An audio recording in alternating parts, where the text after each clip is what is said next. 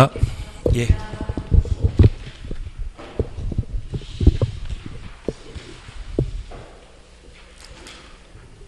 이번 시간에 410페이지부터 봐나가겠습니다. 도시개발법과 정비법은 마지막 주에 잠깐 하시게 될 겁니다. 410페이지에 건축법부터 해 나가십니다. 오늘 날씨 참 좋지 않습니까? 이런 날 소풍도 가고 뭐 하셔야 되는데 공부하시느라고 고생 많으십니다. 대신 이렇게 공부하시고 또 복습을 조금씩 해 나가시게 되면 10월 달에 아주 편한 마음이 드십니다. 가능하시면 걱정하지 마십시오. 그리고 나중에 또 업을 또 시작하시게 되면 또 큰돈도 어떻게 만질 수 있을 겁니다. 다만 아마 내년까지는 집값은 좀 많이 떨어지게 됩니다. 대신 집값 대신 대출 많이 이루어지게 되는 공장 용지 쪽은 거래가 또 활발하고 그 공장에 대한 관심은 사람들이 많이 가지게 될 겁니다. 그래서 나중에 자격증 따시게 된다고 하면 아마 우리 세종시에 토지 전문을 하시는 분들 계시거든요. 세종시가 없다, 세종시 아니라고 하면 또는 대전이나 또는 천안 나가시다 보면 토지 전문하는 분들이 간혹 계시는데 그분들을 335 팀 만들어 가지고 몇 번 한번 방문해 보시면 그분들이 어떤 토지에 대한 이야기를 좀 꺼내는지를 노하우를 좀 간접적으로 배우시는 방법도 있으실 겁니다.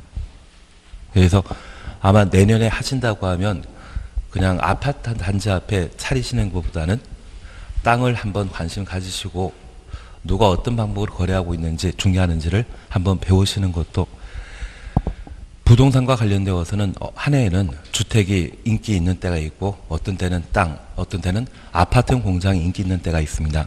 그리고 상가도 인기 있는 데 있는데 그런 것들을 한 번씩 해놓으시게 된다면 모든 분야의 전문가 되어 뭔가 하실 여지가 좀 많지 않을까 싶습니다. 이번 시간은 건축법부터 해 나가도록 하겠습니다. 여기 건축법은 우리 시험에 7문제 나옵니다. 그리고 이 건축법에 관한 사항을 한 3번 정도만 함께 하시게 되면 출제되는 7문제 중에 6문제는 쉽게 맞출 수 있습니다.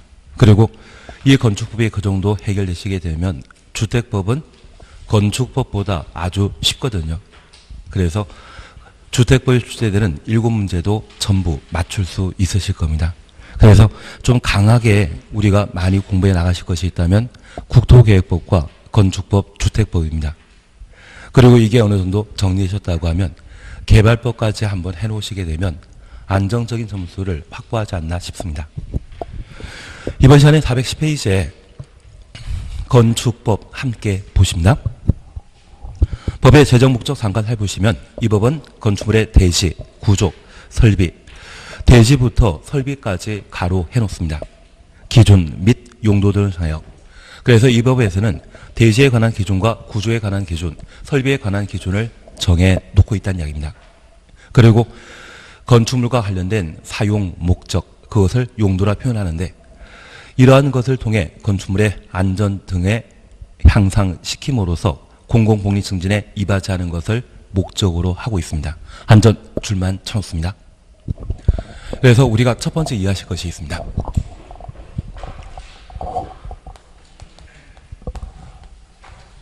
건축법은 건축물과 관련된 공법상 규제에 해당되는 것으로 이 법에서는 건축물의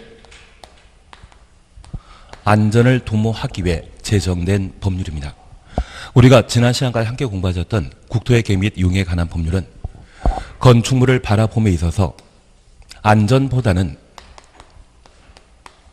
그 건축물을 이용할 수 있는 기반설, 환경, 경관에 관한 사안들을 강조했다고 하면 우리 건축법에서는 안전을 가장 중요한 목표로 삼고 있습니다. 만약 이 건축물과 관련되어 안전과 기환경에 관한 문제가 서로 저촉 충돌된다고 하면 무엇을 우선 해야 되겠습니까? 안전. 그래서 국토계획법과 건축법이 서로 저촉되는 경우가 있다고 하면 건축법을 우선 하도록 되어 있습니다. 아주 나중에 우리가 실력이 쌓이시게 된다고 하면 건축법상 내가 살 집을 만들고자 한다면 건축 허가 받도록 되어 있는데 그 건축 허가는 우리가 앞서 공부하셨던 내용들 중에 개발행위 허가 기억나시죠? 내가 건축물을 건축하고자 한다면 특광시군에게 개발행위 허가 받은 때 건물 건축할 수 있는데 건축법상 건축 허가 받게 되면 국토계획법에 의한 개발행위 허가는 받은 것으로 의제하게 됩니다. 그래서 실질적으로 내가 살 집을 만들고자 한다고 하면 건축법상의 건축 허가만 받게 되면 나머지 인허가 절차에 대해서는 모두 처리된 것으로 인정하게 됩니다. 결국 국토계획법과 건축법을 비교하게 되면 상위법, 특별법에 해당되는 것이 있다면 건축법이 되는 겁니다. 이해되시겠습니까? 안전이 중요한 것입니까? 기반설이 중요한 것입니까? 안전이 중요하기 때문에 건축법이 국토계획법에 건축물과 관련되어서는 상위법, 특별법에 해당된다는 것을 파악해 주셔야 됩니다. 그러면 이 건축물을 살펴보게 되면 이 건축물에는 건물 건축할 수 있는 땅을 필요로 하고 이러한 곳에 건물 건축하게 되면 건축물은 구조, 설비로 구성되는 것이 특징입니다. 우리가 민법 다 공부하셨습니까? 민법 다. 그러면 민법의 특별법에 해당되는 것으로 집합 건물의 소유 및 관리에 관한 법률 공부하신 적 있죠? 예. 하긴 한 문제밖에 나올 수 있고 안 나올 때도 있기 때문에 천천히 하시면 될 것 같습니다. 나중에 하게 되면 한번 알려주시면 되는데 나중에 집합건물법을 공부하시게 된다면 소유권의 특별 규정에 해당되는 구분 소유권이 인정되는 건축물을 집합건축물이라 표현하게 됩니다. 저 집합건축물은 아파트 등을 집합건물로 표현하게 되고 우리 학원이 있는 상가건물도 집합건물에 해당되게 됩니다. 이러한 집합건물을 만들기 위해서는 땅 필요하지 않습니까? 건물이 중요하겠습니까? 땅이 중요하겠습니까? 예. 근데 땅이 비싸고 좀 넓고 크고도 있겠지만 건축물이 있는 대지의 경우에는 대지는 종물에 해당되는 것으로 취급하고 주물로서 건축물을 인정하게 됩니다. 그리고 이 건축물의 경우에는 전유 부분이라는 것과 공용 부분이라는 것이 있는데 둘 이상의 구분 소유자가 함께 사용하게 되는 계단, 복도, 주차장 등을 공용 부분이라 하고 우리가 아파트에 거주하시게 된다고 하면 철문 안쪽 공간을 주거 전용 면적 또는 전유 부분이라 표현하게 되는데 집합 건물의 경우는 대지의 사용권과 공용 부분과 전유 부분 세 가지로 구성되게 된다면 그 중에 주물은 전유 부분입니다. 예, 천천히 하시면 됩니다. 그래서 만약 주물과 관련된 소유권이 이전되게 되면 공용 부분과 대지 사용권에 관한 소유권이 함께 이전되는 것으로 의제하게 되는데 우리가 민법 공부하시면서 주종관계 살피실 때 시계와 시계줄 공부하신 적 있고 배와 노를 공부한 적이 있으시죠? 배에 대한 소유권이 이전되게 된다면 노는 따로 거래되는 것입니까? 함께 소유권 이전되는 것입니까? 함께 소유권 이전되게 됩니다. 덕분에 우리가 부동산 중개업소 중에 광고물에 대한 고지를 하는 것을 광고하는 것을 보게 된다고 하면 전유 부분의 면적이 84. 얼마라고 해서 전유 부분 아파트 크기에 대해 매물 광고만 하고 대지 지분이나 공용 부분에 대한 면적에 대해서는 따로 광고하지 않는 것을 본 적 있으실 겁니다. 주물이 소유권 이전되게 되면 종물에 해당되는 공용 부분과 대지 지분은 함께 거래되기 때문에 따로 표시 안 하는 것이거든요. 우리가 흔히 34평이나 32평 아파트라고 하면 주거 전용 면적은 그래서 25.7평이라 표현하고 보통 공용 부분과 관련된 지분이 25제곱미터에서 한 7평, 8평 정도가 되게 됩니다. 그리고 대지 지분이라고 하면 보통 10평 정도가 되게 되는데 아파트에 대한 소유권 이전하게 된다고 하면 이런 세 가지를 모두 설명하는 것이 아니라 오직 전용 면적 25.7평이라는 것만 달랑 설명하고 말아버립니다. 그 이유는 주종 관계에 있어서 주물이 되는 것은 전용 부분. 그래서 아파트 살게 되면 엘리베이터 내리시고 문 열게 되면 그 문 쪽 안 공간을 전용 면적이라 표현하고 얘만 주물이 되는 것이거든요. 나머지는 종물에 해당되게 됩니다. 특별히 건물 건축하는 데 필요한 땅이 있다고 하면 그 땅은 종물에 해당되는 것으로 취급하는 것이지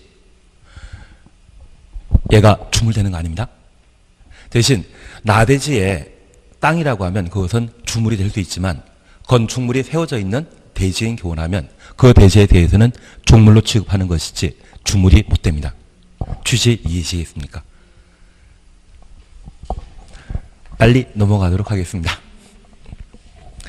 예, 그래서 우리가 잠깐 이해하실 것은 건축물 있는 대지에 대해서는 종물로 취급한다라는 걸 이해해 주신다고 하면 여기 국토계획법은 땅과 관련된 법률 규정인 반면 건축법은 건축물과 관련된 규정에 해당되기 때문에 땅에 건물 들어가 있는 상태를 의미하거든요.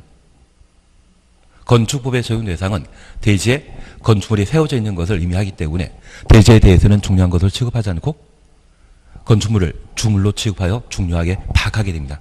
취지는 조금 이해되시겠습니까? 그래서 우리 건축법에서는 그 적용 대상으로서 이러한 구조 설비를 갖추고 있는 건축물과 건축물 관련 행위들을 우리가 함께 살펴주셔야 됩니다.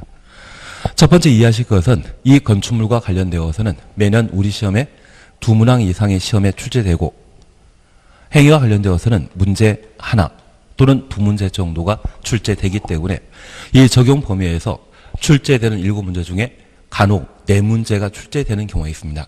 그래서 저 4개를 해결하기 위해 우선 적용 범위를 꼭 살펴주셔야 됩니다. 첫 번째 우리 봐주실 것이 있습니다. 410페이지 보시게 되면 용어 정의 찾으셨죠. 우선 1. 지하층이라는 말 있습니다. 그리고 이 부분은 아마 생소한 용어가 많을 겁니다. 그래서 오늘 수업 시간 중에 설명에 이해 안 되는 부분이 있다고 하면 표시해 주십시오. 그리고 그걸 저한테 물어보셔야 됩니다. 이 건축법은 용어만 해결되게 된다고 하면 아주 쉽게 점수 얻을 수 있는 법률입니다. 용어가 해결되지 않는다고 하면 뭘 물어보는지 모르는 상황이기 때문에 좀 힘드실 거거든요. 그것만 극복하시면 됩니다. 우선 1. 지하층입니다. 건축의 바닥이 지표면 아래에 있는 층으로서 로서 동그라미 넣습니다. 엔드 개념입니다. 바닥에서 지표면까지의 평균 높이가 해당 층 높이의 2분의 1 이상인 것을 말한다. 그래서 첫 번째 우리 봐주실 것은 건축물은 지상층과 지하층으로 각각 분류되게 됩니다.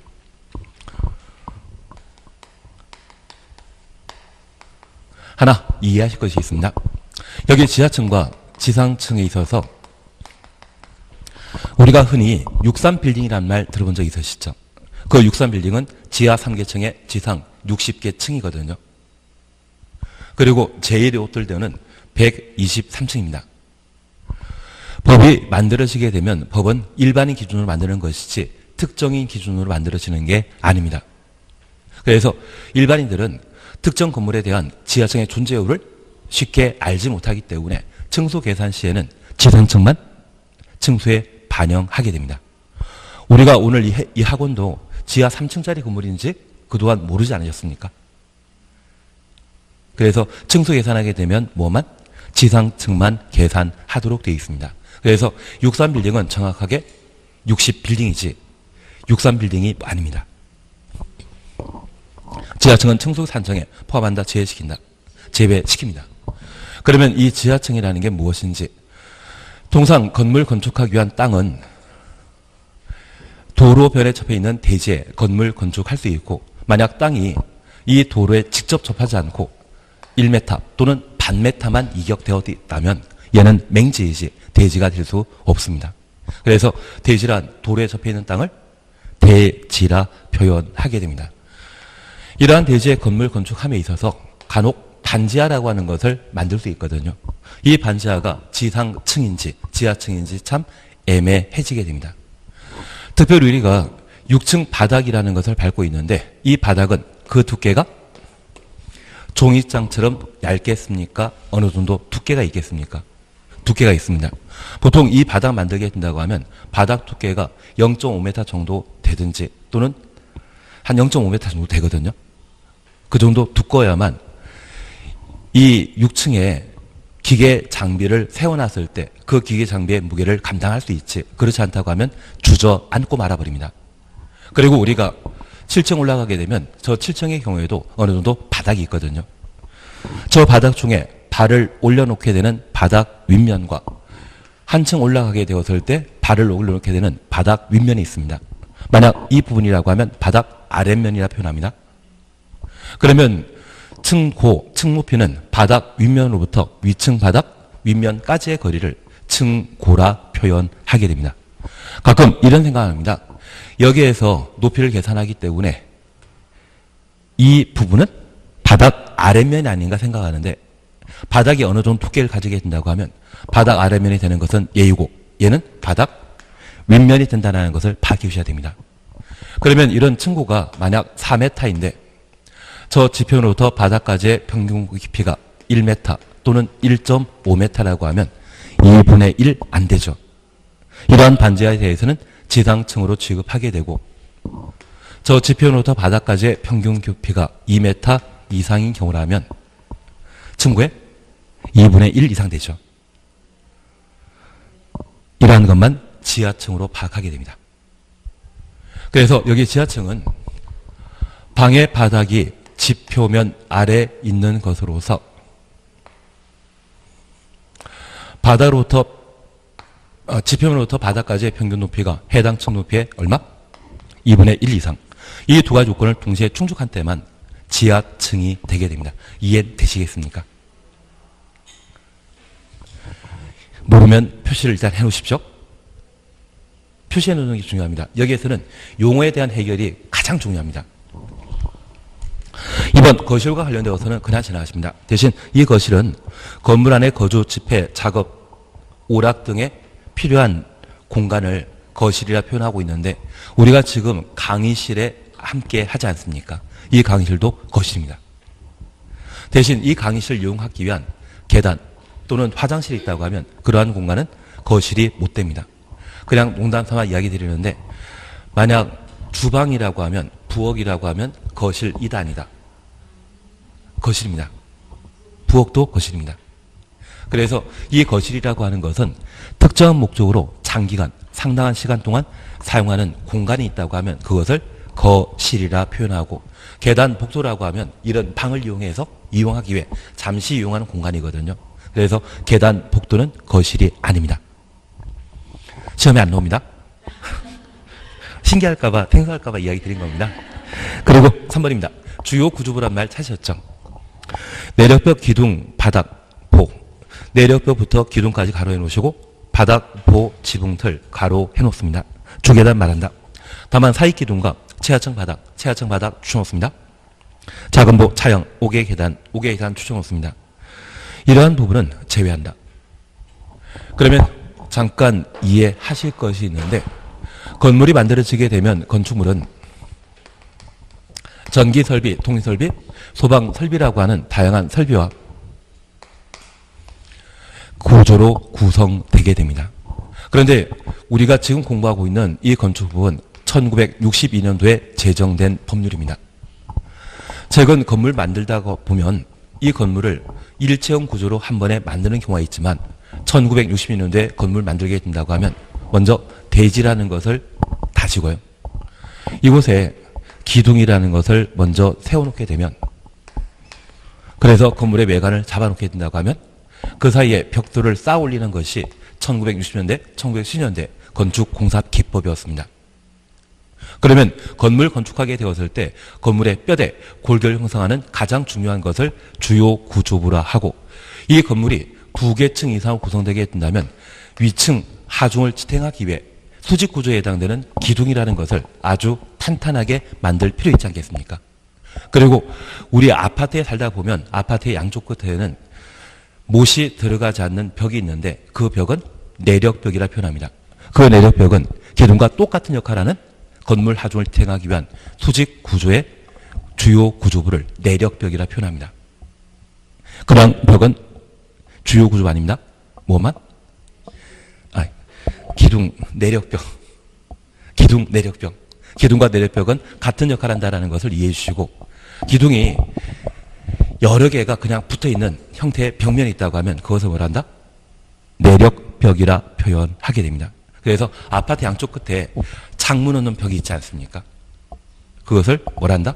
내력벽이라 표현하는데 이 내력벽이라고 하는 것은 힘을 견디는 벽입니다. 저 힘이라고 하는 것은 수직 구조로서 건물 위층 하중이 직접 가해지게 된다고 하면 그걸 견딜 수 있는 구조물을 내력벽이라 표현하는 것이 특징입니다. 취지는 이해하시겠습니까? 그리고 지금 우리가 밟고 있는 바닥이라고 하면 이 바닥은 대충 만들면 사람 다치지 않겠습니까? 그래서 주요 구조에 포함시키게 됩니다. 그리고 이 건물 건축하다 보면 위층 하중을 기둥에 잘 전달시키기 위해 이 기둥과 기둥 사이에 위층 바닥에 붙여 돌출되어 있는 구조물이 있거든요. 우리 강의실의 경우에는 천장이 설치되었기 때문에 이 돌출 구조물을 못 보시는데 기둥과 기둥 사이를 연결하는 수평 구조물이 있습니다. 지하에 지하 주차장 가보시게 되면 천장 없을 때 튀어나온 네모난 돌출 구조를 볼 수 있을 겁니다. 그것을 보라 표현하게 되는데 우리 대들보라고 하는 개념 들어본 적 있으십니까? 그 대들보는 수직 구조입니까? 수평 구조입니까? 수평 구조입니다. 그 대들보에서 대들 빼버리고 그냥 보가 나온다고 하면 그 보가 위층 하중을 기둥에 잘 전달시키기 위해 돌출되어 있는 수평 구조물을 보라 표현하게 됩니다. 궁금하시면 꼭 지하층 오늘 내려가 보십시오. 분명 찾아볼 수 있을 겁니다. 그리고 주계단이라는 것을 우리가 볼 수 있습니다. 여기 주계단은 이렇게 잠깐 이해하십니다. 건물의 계단이 만들어지게 되면 이 계단은 건물 내부에 설치되는 것과 건물 외부에 설치되는 계단이 있는데 건물 내부에 설치되는 계단을 주계단, 피난계단, 특별 피난계단이라 구분하게 됩니다. 여기 주계단은 건물의 규모가 4층 이하일 때 설치하는 것이 특징이고 피난계단과 특별 피난계단은 5층 이상일 때 설치해야 되는데 만약 건물의 규모가 11층 이상이라면 반드시 특별 피난계단을 설치하도록 되어 있습니다. 그러면 우리 지금 앉아있는 이 학원은 8층짜리 건물이거든요. 그래서 우리가 비상계단 이용하고자 한다면 철문을 한번 열지 않습니까? 그 철문을 건축법에서는 갑종 방화문이라 표현합니다. 반면 우리 강의실에 문 있지 않습니까? 저 문은 철문이다, 철문 아니다. 철문 아닙니다. 얘를 을종 방화문이라 표현합니다. 방화문이라 표현하는 것은 만약 거실에 화재 발생하게 되면 저 거실의 화재가 다른 거실로 옮겨 붙을 수 있거든요. 그걸 차단하기 위한 문을 방화문이라 표현하는데 갑종 방화문이라고 하면 40분에서 1시간 정도 불에 견딜 수 있는 구조이고요. 을종 방화문이라면 10분에서 15분 정도 불에 견딜 수 있는 구조로 만들어지는 것을 을종 방화문이라 표현하게 됩니다. 우리 학원 오실 때 계단으로 올라오진 않으셨죠? 대신 그 계단이 있는 자리 가보시게 되면 철문이 있지 않습니까? 저 철문 하나 열어야만 이용할 수 있는 계단을 비난 계단이라 표현하고요. 만약 11층 이상의 건축물에 비상계단 이용하고자 한다면 철문 2번 열어야만 비상계단 이용하는 경우가 있습니다. 그 철문 2개 있는 것을 특별 피난 계단이라 표현하게 됩니다. 반면 빌라 방문하시게 되면 빌라에 계단이 있지 않습니까? 그때는 철문 열 필요 없죠. 그런 계단 형태를 주계단이라 표현하게 됩니다. 시험에 안 나오지만 궁금해할까봐 대신 시험에 나오는 개념 하나 있습니다. 11층이라는 말을 꼭 한번 기억하셔야 됩니다. 제가 하나 알려드릴 게 있습니다. 우리 주변의 건물에 화재 발생하게 되면 소방차가 화재 진압하기 위해 출동하게 됩니다. 빨간색 어울리지 않습니까? 아니, 소방차 관련되어서는 빨간색이 어울립니다. 이번에 속초에 그 산불과 관련되어 진짜 많이 고생하시더라고요. 소방직 공무원이 국가직으로 바뀌게 되면 세금 부담은 꽤 많거든요. 근데 다른데 돈 안 쓰면 그냥 보도블록 교체만 안 하면 매년 예산 남으면 보도블록, 지난주에 제가 보도블록 이해 안 드렸습니까? 그것만 안 하면 소방공무원에 대한 국가의 전환에 대해서는 충분히 가능하지 않나 싶습니다. 이번에도 속초에 계신 분이나 강원도에 계신 분들은 사람도 없고 장비도 없어가지고 불 끄려고 하는데 불 끄기 힘들었다고 하던데요. 왜냐하면 지금 소방직이 지방직이다 보니 각 지방자치단체 예산 현실에 맞춰서 소방공무원에 대한 월급은 똑같이 주겠지만 대신 밀리는 경우가 있다고 합니다. 그리고 소방 장비는 그 지역 실정에 따라 좀 차이가 좀 있나 보던데요. 전 대한민국의 국회의원들이 제일 세금 충내 먹는 분들 아니신가 싶고, 소방공무원이나 경찰공무원이나 군인들은 잘하시는 분들이 아닌가 그런 생각 가끔 하거든요. 편파적인 이야기를 드려서 죄송합니다. 가족 중에 국회의원 계시지 않으십니까? 예, 하도록 하겠습니다. 그러면 우리가 잠깐 이해하실 것은 이 소방대에는 소방 펌프가 제공되게 되는데, 이 소방 펌프는 중력을 거스르는 장비로서 우리나라 소방대에 보급되어 있는 것이 보통 40m까지만 닿는 펌프가 제공되고 있습니다. 대한민국에는 지표면부터 180m까지 이르는 펌프가 있습니다. 저 펌프가 행주대교 주변에 있습니다. 예전에 MB 때 한강을 관광 코스 만들겠다고 해서 세계에서 성능 3번째 좋은 펌프를 도입했다가 분수용으로 지금 사용 중이거든요. 그거는 소방용이 아니라 관광용이고요. 실제 소방대에 보급되어 있는 펌프는 그 기능이 40m 정도입니다. 그런데 보통 건물 건축하게 되면 건물의 한 층이 4m이거든요. 그래서 10층짜리 건물이라고 하면 저 소방펌을 이용하여 화재를 쉽게 진압할 수 있지만, 이 건물이 11층 이상 되게 된다고 하면 물이 닿지 않습니다. 만약 이런 경우라면 특수 고가 사다리 차를 활용해서야만 화재를 진압할 수 있습니다. 결국 일반 건물 건축하게 되었을 때 11층 이상의 건축물의 경우는 화재 발생 시에 화재를 쉽게 진압하지 못하기 때문에 이러한 건물 건축하게 된다면 건물 자체에 다양한 소방 설비를 갖추도록 되어 있습니다. 그래서 소방과 관련된 큰 피해가 예상되는 경우는 몇 층부터? 11층부터. 그래서 10층 이하의 건물 건축하게 된다면 우리 학원 같은 경우에는 평당 건축 공사 비용이 600에서 700 정도가 들었을 겁니다. 대신 11층 이상의 건물 건축하게 되면 평당 건축 공사 비용이 1000만 원 넘어버립니다. 그래서 다들 건물 건축하게 되면 10층 이하 지으려고 하고요. 11층, 12층 짓게 된다고 하면 공사해봤자 남는 게 없습니다. 그래서 아예 지어버리려고 하면 25층 아니면 35층 지으려고 합니다. 그리고 서울 같은 경우에도 50층짜리 아파트 짓겠다고 하는 취지는 어차피 11층만 넘게 된다고 하면 가출 소방설이 달라지기 때문에 어차피 단가 다르거든요. 기왕 짓는 것 크게 지어보자, 그 생각밖에 없는 것 같습니다. 앞으로 우리가 기억하실 것은 불과 관련된 층수는 몇 층이다? 11층입니다. 그러면 11층이라는 말 나오게 된다면 헬리포트라는 말도 나올 수 있겠는데요. 헬리포트는 헬리콥터의 이착륙장을 말하게 되는데, 그 헬리포트를 설치할 대상은 11층 이상일 때. 그리고 방화 구획이나 내화 구조란 말을 들어볼 수 있을 겁니다. 방화, 무엇과 관계된 용어입니까? 불, 내화, 불과 관련된 것이거든요. 그런 내화 구조나 방화 구획 대상이 되는 것이 있다고 하면 그들은 11층 이상이 그 대상이 된다, 그렇게 판단하는 것도 필요하십니다. 앞으로 11과 관련된 것은 불입니다. 불과 관련된 것은 11층 이상으로 파악해 놓습니다. 그래서 여기 주요 구조부와 관련된 우리가 잠깐 확인하셨는데, 내력벽과 기둥이라고 하면 수평 구조물입니까? 수직 구조입니까? 수직 구조. 그리고 바닥과 보는 수평 구조. 지붕 틀은 지붕의 외관 잡아주는 것을 말하는 겁니다. 주계단. 이러한 것들을 주요 구조부라 하고, 최하층 바닥은 주요 구조 2단이다. 아닙니다. 여기 최하층 바닥은 바로 밑이 땅입니다.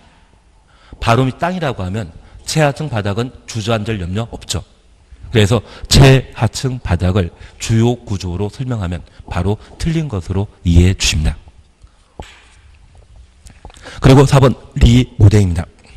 건축의 노화를 억제하거나 기능 향상 위에 대순하거나 일부 증축하는 행위를 말한다 라고 되어 있는데, 얘가 7월 달에 법이 바뀌게 됩니다.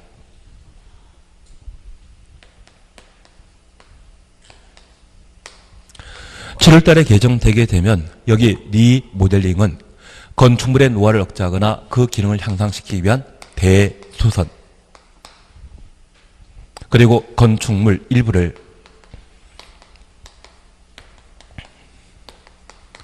증축하거나 개축하는 것을 리모델링으로 표현하게 됩니다. 그래서 리모델링의 말이 개정되게 되면 개축이란 말이 추가되게 됩니다. 그래서 개축이란 말을 하나 더 적어 놓습니다. 그래서 리모델링이라고 하는 것은 건축물의 노후와 건축물이 낡게 된다고 하면 뭔가 수리해야 되지 않겠습니까? 그런 수선, 대수선하는 것과 이 대수선이 좀 심하게 수리되게 되면 증축하고 개축하는 게 가능하거든요. 그래서 이러한 행위를 리모델링이라 표현한다. 그렇게만 파악해 놓습니다. 이번에 개정될 내용이기 때문에 중요한 개념에 해당되게 됩니다. 얘만큼은 꼭 봐놓으셔야 됩니다. 지금 리모델링은 대수선, 증축만 나오면 틀립니다. 무엇까지? 개축까지 추가돼야 된다. 그렇게만 파악해 놓습니다. 그리고 5번, 건축 관계자란 말을 우리가 볼 수 있습니다. 건축 관계자는 나중에 공사 현장에서 열심히 한번 해주십니다. 나중에 시간 나시게 된다고 하면 공사 감리자란 말과 공사 시공자, 건축주란 말을 우리가 각각 보게 될 겁니다. 나중에 천천히 하시면 됩니다. 그리고 설계도서란 말이 있는데 크게 신경 쓰지 않습니다. 한 단계시면 내화 구조, 방화 구조, 8번 난연 재료 등등에 대해 지키십니다. 나오면 잘 찍어주시면 됩니다. 이런 거 잘 찍어주셔야 됩니다. 그리고 9번 부속 건축물 찾으셨죠? 앞에다가 종물이라고만 적어놓습니다. 부속 건축물은 주물이다, 종물이다. 종물입니다. 같은 대지 안에 주된 건축물과 분리된 부속 용도의 건축물로서 주된 건축물을 이용, 관리하는 데 필요한 건축물을 말한다. 같은 대지란 말 추천하시고 분리 추천했습니다. 지금 412페이지 보고 있으시죠? 그러면 잠깐 이해해 주실 것이 있습니다. 만약 도를 기준으로 한 필지 대지에 건물을 건축했는데 이곳이 식당 영업하면서 장사가 잘 돼 길 건너편에 주차장을 마련하고 주차 타워를 하나 만들게 되었습니다. 이 주차 타워는 부속 건축물이 아닙니다. 대지가 같아야만 됩니다. 그리고 지하층에 주차장을 크게 만들게 된다고 하면 얘도 부속 건축물이 아닙니다. 부속 용도일 뿐입니다. 부속 건축물이 되기 위해서는 하나의 대지에 주된 건축물과 분리되어 주된 건축물의 이용 관리에 사용되는 경우에만 부속 건축물이라 표현하게 되는데 그냥 가끔 TV 같은 데 보면 큰 단독택이 있으면 차고나 창고가 따로 조그맣게 만들어져 있는 좋은 집들이 있지 않습니까? 그러면 그 단독대가 분리되어 있는 차고, 창고가 있다고 하면 걔가 부속 건축물이 되게 됩니다. 취지 이해하시겠습니까? 그러면 이 부속 건축물이 종물로 취급되게 된다면 저 부속 건축물에 대해서는 존재의 가치를 인정하는 거 아니죠. 무시해버린다는 것만 이해해 주셔야 됩니다. 보석 용도 필요 없습니다. 11. 발코니 찾으셨죠? 건축의 내부와 외부를 연결하는 완충 공간으로서 전망, 휴식 등의 목적으로 건축물 외벽 동그래 놓습니다. 접하여 부가주를 설치하는 공간을 말한다. 이 경우 주택에 설치하는 주택 동그래 놓습니다. 발코니로서 국토교통부 장관이 정하는 기준, 우리의 공법에 기준하면 누가 정하는 겁니까? 국장. 이제 그거는 되셨습니까? 우리 처음보다는 실력이 일취월장해지지 않으셨습니까? 이렇게 많이 나가시면 공법은 문제 없으십니다. 공법 이렇게 해놓으시면 70 나오십니다. 만약 개발법까지 가미하시게 되면 그때는 80을 욕심낼 수도 있습니다.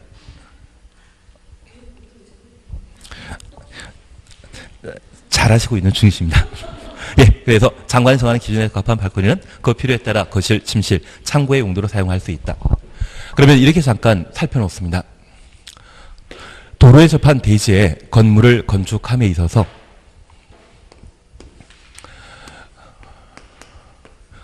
일정한 건폐율의 규제를 적용받게 됩니다. 그런데 이 건폐율은 100%의 건폐율은 없습니다. 중심 상업지역의 건폐율은 90, 중 1, 80이죠. 6, 80, 근 70입니다. 그래서 건폐율은 100% 아예 없습니다.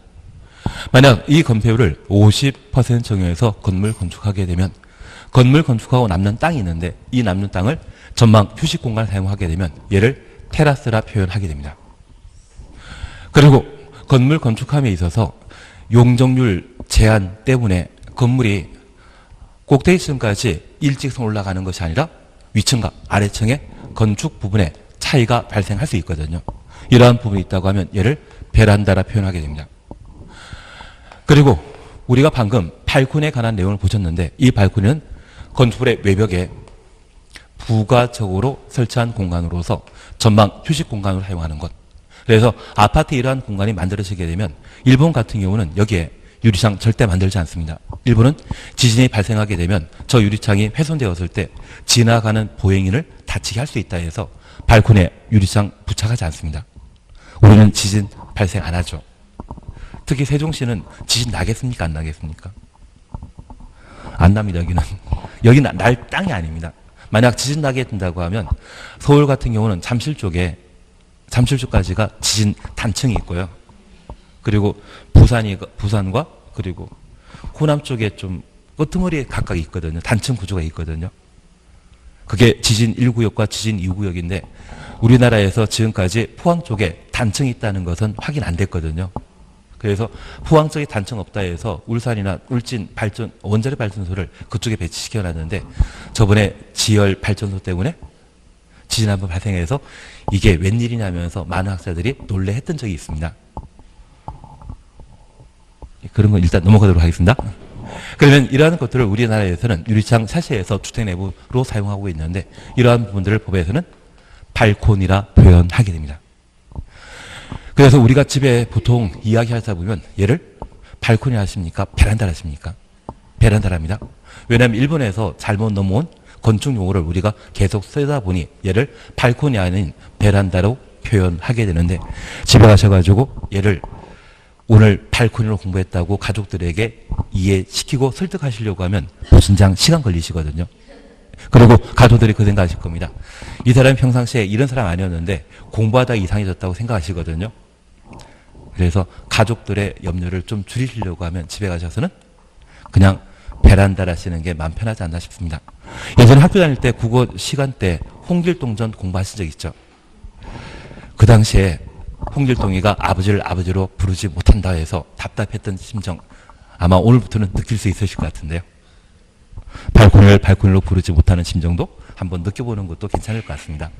그러면 우리가 잠깐 이해하실 것은 여기 베란다는 건축물의 아래층 면적과 위층 면적 차이에 따라 자연스럽게 나오는 공간이고요.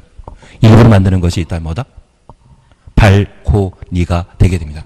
그런데 이러한 발코니는 주택에 설치한 발코니의 경우 국장이 정한 기준에 적합한 때 거실, 침실, 창구로 용도 변경해서 사용할 수 있는데 아파트의 발코니 확장 공사가 가능한 것 들어본 적 있으시죠?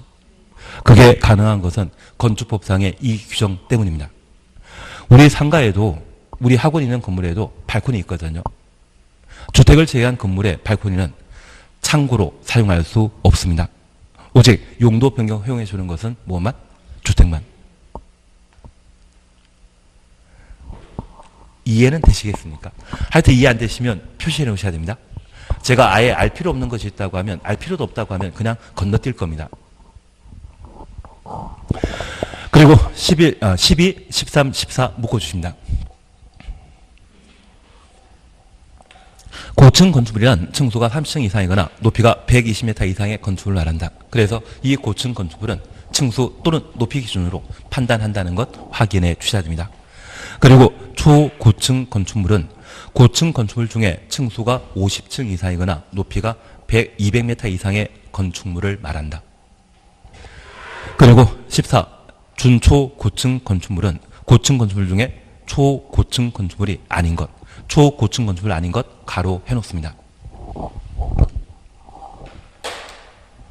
그러면 이제 우리가 잠깐 구분해 주실 것은 일반 건축물과 고층 건축물을 서로 구분하셔야 되는데 일반 건축물과 비교되는 고층 건축물은 층수가 30층 이상이거나 그러면 층수가 30층만 되게 되면 고층 건축물이란 이야기죠. 그리고 우리 약속하셨습니다. 건물 건축하게 되면 한 층의 층고는 몇 메타이다? 4m입니다. 30 곱하기 4면 120 나옵니다. 층수는 30층이 아니지만 그 높이가 120m 이상이라면 고층 건축물이 되게 됩니다. 그러면 이러한 건물에 화재 발생하게 되면 특히 화재가 꼭대기층부터 발화되었다고 하면 아래층에 계신 주민들은 건물 밖으로 잘 탈출하시면 되지만 간혹 건물 중간층에 화재 발생하게 되면 위층에 거주하는 분들은 쉽게 탈출하기 곤란하죠. 만약 이런 상황이 발생하게 된다면 특별한 화재 피해와 관련된 구조, 설비라는 것을 갖출 필요가 있을 겁니다. 그래서 이 고층 건축물에 관한 개념은 소방에 대한, 화재에 대한 안전을 담보하기 위해 새로 마련한 개념으로 바뀌셔야 됩니다. 그러면 이런 30층 이상의 건축물은 죄다 고층 건축물인데 저 30층 이상을 좀 더 세밀하게 분류하게 되면 초고층 건축물과 준초고층 건축물로 각각 구분하게 됩니다. 분명 30층 이상인데 그 층수가 50층 이상이거나 높이가 200m. 그래서 50 곱하기 4면 200 나오지 않습니까? 이런 상황이라면 초고층 건축물로 분류하게 되고 분명 30층 이상이지만 초고층 건축물이 아닌 것을 준초고층 건축물이라고 표현하는데 우리가 지금까지 공부하시면서 법률 행위와 비교되는 준법률 행위, 준법률 행위는 법률 행위이다 아니다? 아닙니다. 우리 법률 용어에 있어서는 특정 단어 앞에 준이란 말을 쓰게 되면 뒤에 나오는 단어를 부정하는 개념입니다.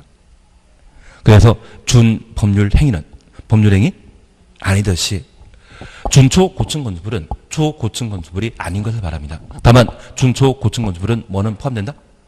고층 건축물은 된다라는 것 확인해 주십니다. 가끔 서울 같은 경우에 이런 이야기합니다. 서울의 강남 일화에서 이번 정권 전까지만 하더라도 강남, 서초, 송파를 강남 3구로 했는데 이번 정권에는 9월 달에 부동산 종합대책 마련하면서 강동구까지 강남 4구에 포함시켜줬거든요. 그래서 지난 정권까지는 강동구에 계신 분들이 항상 하던 이야기가 우리는 준강남이라고 강하게 주장하신 적이 있습니다. 강남이란 이야기입니까? 강남 아니란 이야기입니까? 아니란 이야기입니다. 그래서 서울 같은 경우는 이런 게 있더라고요.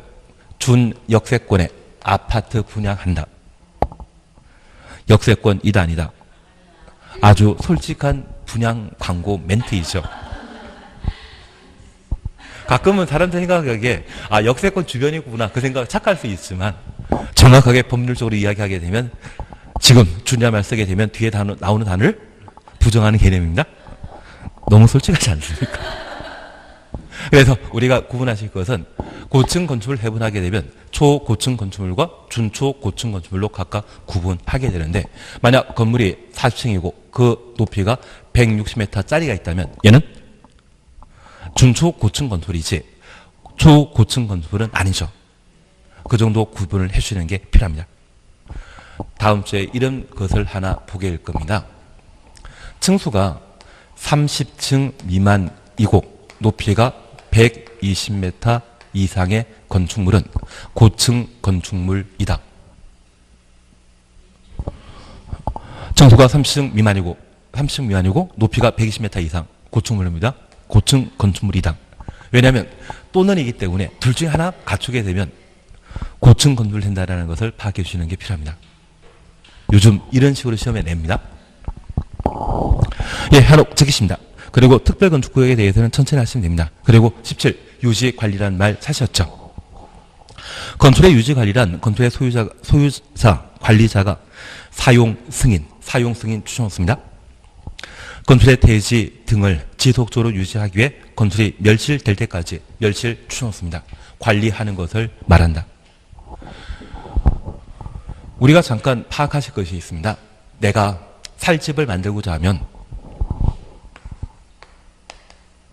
건축 허가라고 하는 것을 받아야 됩니다.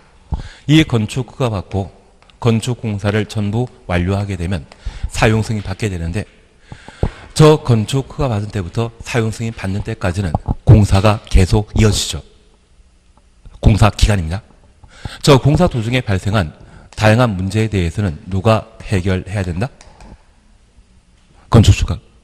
그래서 작년에 상도 유치원 붕괴 사건 기억나십니까? 그것 바로 밑에다가 단정 다세대 건축하다가 집안 잘못 건드려서 그런 사고 발생시켰던 것이거든요. 그런 문제 발생하게 되면 누가 해결해야 된다? 건축주가. 그런데 이 사용승이 받게 되면 공사가 모두 완료됩니다.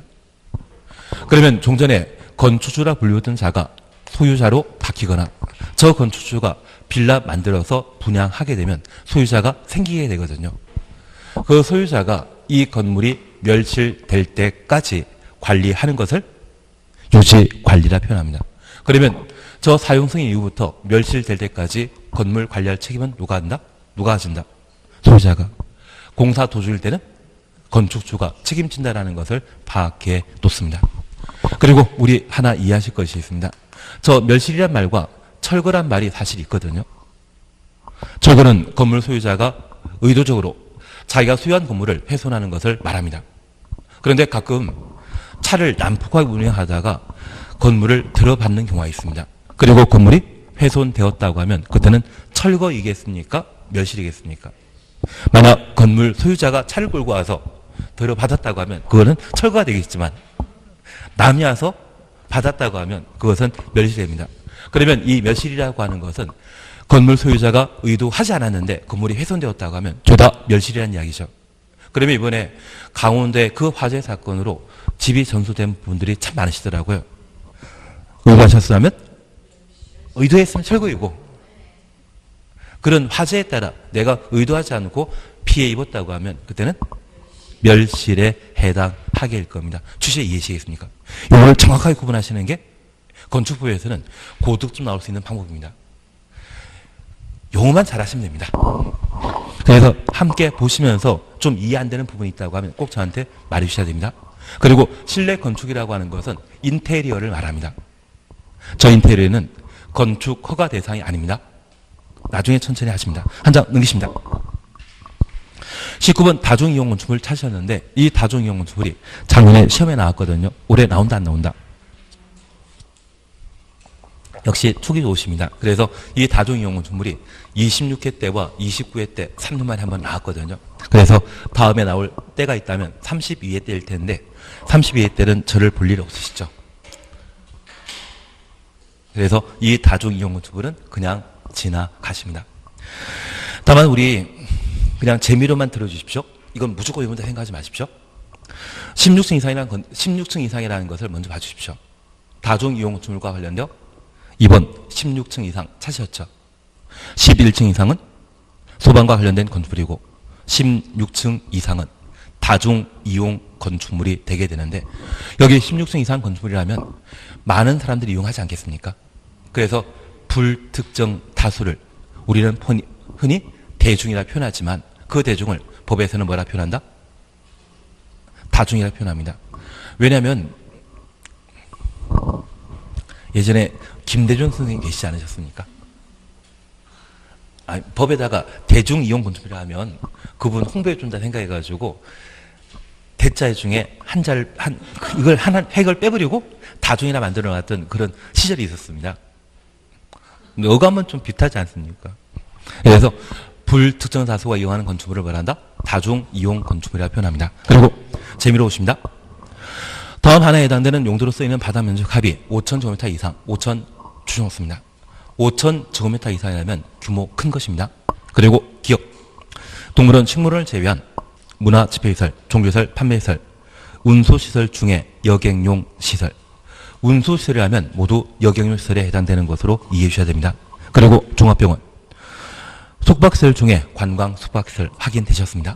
그래서 그냥 재미로 기억하시는데 여기 다중이용 건축물은 건축물의 용도와 관계없이 16층 이상이면 모두 다중이용 건축물이고 바닥 면적 합계가 5,000제곱미터 이상인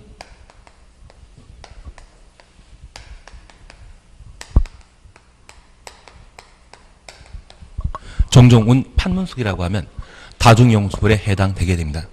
그래서 우리 탤런트 안문숙이라는 분 들어본 적 있으시죠?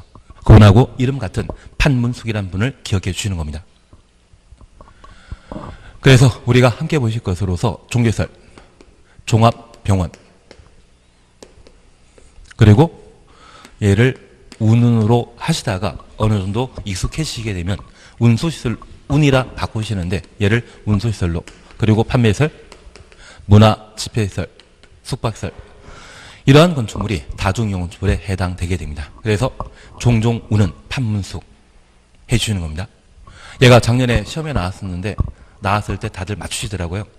그리고 그분들에게 제가 항상 약속했던 게 있습니다. 얘가 시험 나와서 합격하게 되면 탤런트 안문숙 팬클럽에 가입해야 된다고. 그게 수익자 부담 원칙을 그대로 실천하는 것이거든요. 그래서 종종 우는 판문숙이란 말로 대신해 주십니다. 그런데 이 다중이용 건축물의 경우에는 이런 건물에 지금 발생하게 되면 이 건물 이용한 사람을 신속하게 건물 밖으로 탈출시켜야 되죠.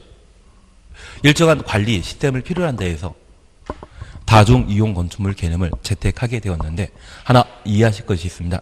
만약 동물원과 식물원이 존재한다고 하면 이 동물원과 식물원에 24시간 상주하는 것은 사람입니까? 동물, 식물입니까?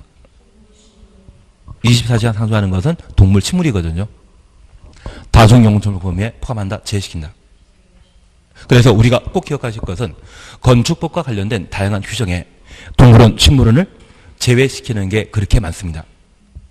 만약 동물원, 식물원에 대해서도 화재와 관련된 안전기준이나 또는 피난과 관련된 다양한 기준에 적용 대상을 갖고 있으면 그 점은 틀린 겁니다. 가끔 우리는 그 생각합니다. 이 동물원, 식물원에는 구경하는 사람 참 많겠지. 그 사람들의 안전을 도모하기 위해 다양한 조치를 취해야 되지 않나 그 생각할 수 있겠지만 24시간 이 건물 사용하고 있는 애들은 동물, 식물이기 때문에 이러한 것들은 다중이용 건축물 범위에 포함시키는 것 아닙니다. 그냥 추천없습니다. 지금은 처음 시작하는 과정이기 때문에 동물원, 식물원 제외한다 추천오시고 동물원, 식물원 제외한다 줄만 쳐놓으십시오. 천천히 하십니다. 그리고 20번 준다중이용 건축물 찾으셨죠? 얘만 보고 쉬었다 하십니다. 준다중이용 건축물이란 다중이용 건축물 외의 건축물로서 다중이용 건축물이다 아니다? 아닌 것이죠. 바다면적합 1000제곱미터 이상의 건축물 말한다. 1번 문화집회시설, 종교시설, 판매시설, 운수시설 중에 여객용시설. 5번 의료시설 중에 종합병원. 1번부터 5번까지 묶어놓습니다. 앞서 다중이용 건축물에 보셨던 5가지와 같습니다. 그리고 9번 보시니 숙박시설 중에 관광 숙박시설 찾으셨죠? 다중이용 건축물과 같습니다. 다만 그 크기가 5000제곱미터 미만이라는 이야기죠. 1000은 넘는데 1000 이상인데 5000은 안 된다는 이야기입니다. 그러면 6번 보시니 교육 연구시설, 학교 도서관 말합니다. 운동시설, 체육관 말합니다. 뭐 배구장이나 농구장을 말합니다. 그리고 10번 위락시설, 나이트클을 말하게 됩니다. 버닝스는 여기에 해당된다 안 된다? 안 된다.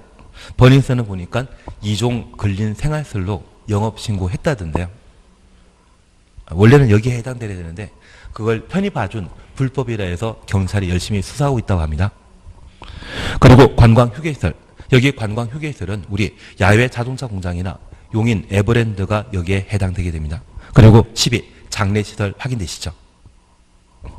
그러면 우리 잠깐 파악해 주실 것이 있습니다. 여기 준다중이용 건축물은 바다면적합 1000제곱미터 이상의 종종 우는 판문석입니다. 6가지 그대로입니다. 그런데 이분이 왜 자주 우는지 궁금해서 물어보니 하는 이야기가 위관장교 노동 때문이라더라고요. 우리 태양의 후예라고 하는 드라마 보신 적 있다고 하면 그때 송송 커플이 연결되지 않았습니까?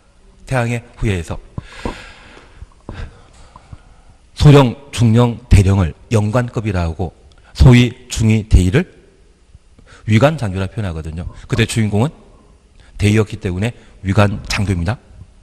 그리고 그분이 시청자의 감동을 불러일으키기 위한 노가다를 그렇게 많이 했다던데요. 그래서 항상 드라마에서 여주인공은 죽는 역할을 하게 되면 그렇게 오래 남는다 하고 거기에서는 노가다를 많이 해서 그래서 위관장교 노동이란 말로 대신 해주십니다. 그러면 위락시설, 관광휴게시설, 장례시설, 교육연구시설, 노유자시설, 운동시설 이러한 6가지가 1000 이상, 5000 이상 만일할지라도 어디에 해당된다? 6가지는 준다중이용 건축물. 반면에 종종우는 판문숙은 1000 이상, 5000 미만일 때는 준다중이용 건축물이지만 5000 이상일 때는 다중이용 건축물 되게 됩니다. 근데 작년에 얘가 나와가지고 얘는 27회 때, 27회인가 26회 때 나오고 26회 때입니다.